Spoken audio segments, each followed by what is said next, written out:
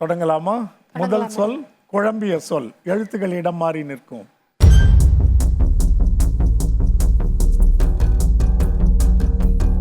சிலம்பாட்டம். 9 மதிப்பெண்கள். சிலம்பாட்டம். அடுத்த சொல் சில எழுத்துக்கள் விடப்பட்ட சொல். பிறப்புரை சான்றிதழ். இல்ல, சரியா சொல்லுது. பிறப்பு சான்றிதழ். பிறப்பு சான்றிதழ் நான் ஏற்றுக்கொள்கிறேன்.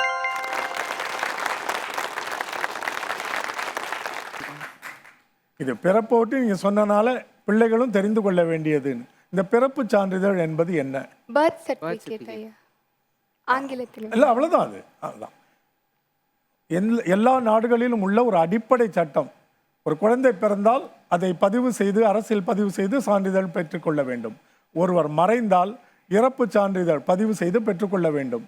அரசாங்கத்துக்கு யார் இருக்கிறார்கள் இல்லை என்பது தெரிந்து கொண்டே இருக்க வேண்டும்ன்றதுக்காக, உங்களுக்கு இந்த சொல் தெரிய வேண்டும்ன்றதுக்காக தான் இதை நாங்கள் வைத்தோம். பிறப்புரை என்பது ஒன்றும் இல்லை, நீங்கள் பிறப்புன்னு சொன்னனால அதை நான் கொடுத்துறேன். சான்றிதழ் என்று வரும்பொழுது அங்கே ஒற்றெழுத்து வரும் என்பதை நீங்கள் ஊகித்திருந்தால் இந்த பிழை வந்திருக்காது. நீங்கள் கண்டுபிடிக்க வேண்டிய 3வது சொல்லுக்கான குறிப்பு சங்க காலத்து ஊர்.